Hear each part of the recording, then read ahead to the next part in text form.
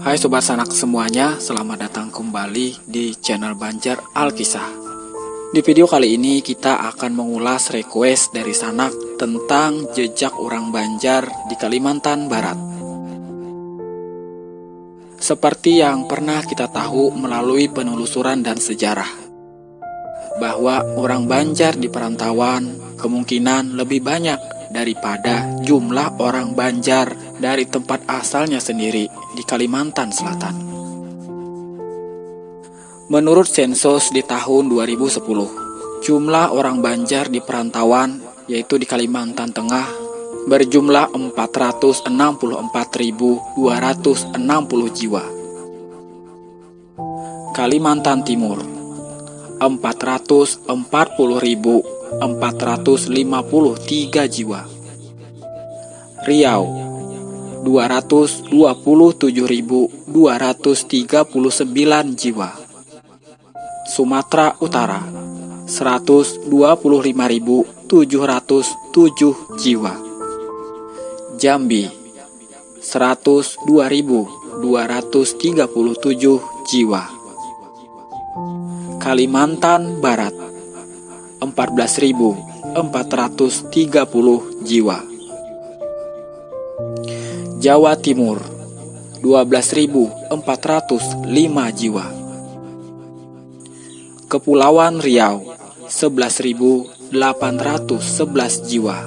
Dan di negeri jiran Malaysia, 1.256.000 jiwa. Di negara Singapura, 8.210 jiwa. Maka total orang Banjar di perantauan berjumlah 2.537.045 jiwa. Dan di Kalimantan Selatan sendiri 2.686.627 jiwa.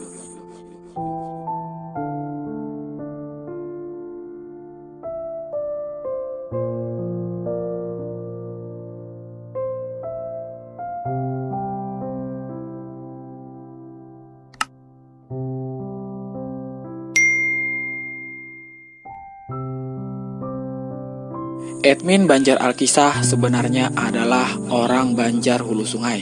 Tepatnya tinggal di sebuah kampung kecil di daerah Kecamatan Danau Panggang, Kabupaten Amuntai, Hulu Sungai Utara. Setengah usia admin hidup di perantauan.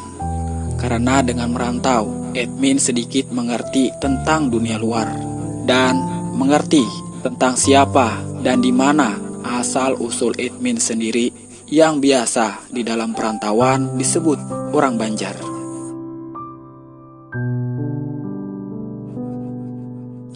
Ketika admin di kota Pontianak, Kalimantan Barat, seperti biasa dalam perantauan bertemu teman dan menjadi sahabat dengan orang-orang yang ditemui di tempat perantauan tersebut.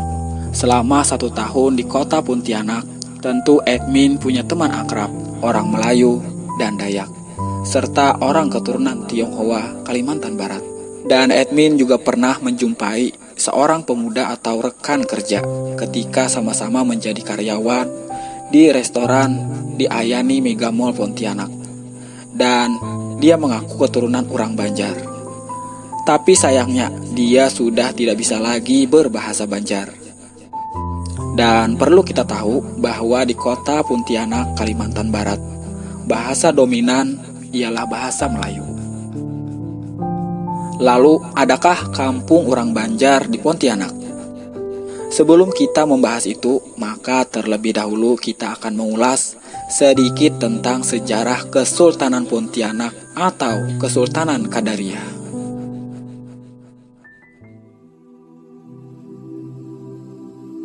Sobat Sanak semuanya, selama admin di kota Pontianak di tahun 2013 tersebut, admin berkesempatan mengunjungi Tugu Garis Khatulistiwa serta ke Keraton Istana Kesultanan Qadariyah dan tentu ditemani oleh sahabat dari orang Melayu.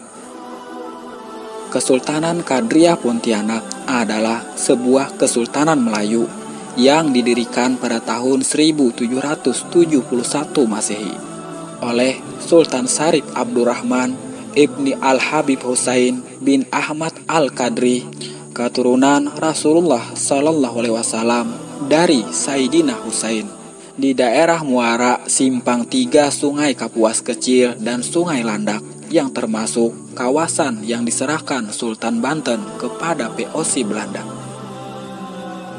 Beliau melakukan 2 pernikahan di Kalimantan.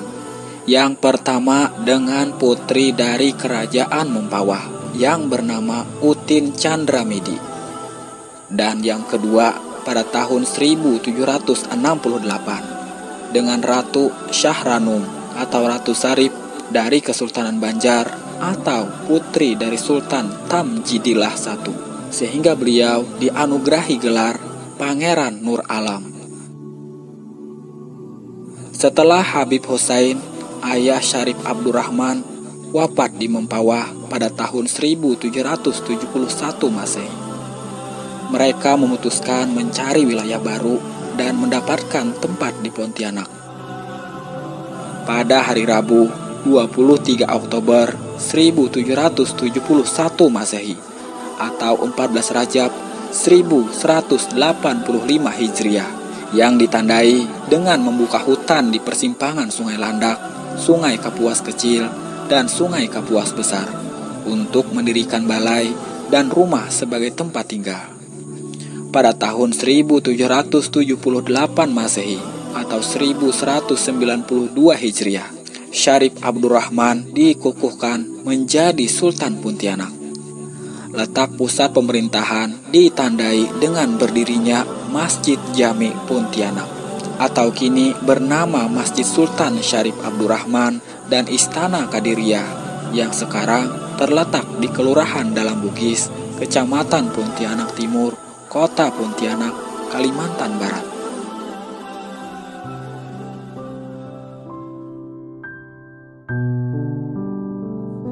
Sobat Sanak semuanya, kampung orang Banjar di Pontianak ialah bernama Banjar Serasan, sebuah kelurahan yang termasuk dalam Kecamatan Pontianak Timur, Pontianak, Kalimantan Barat.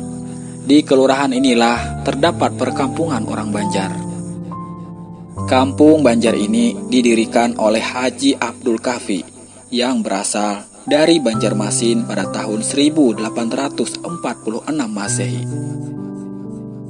Sejarah masyarakat Banjar di Kalimantan Barat bisa ditelusuri dari 4 periode kedatangannya ke Kalimantan Barat.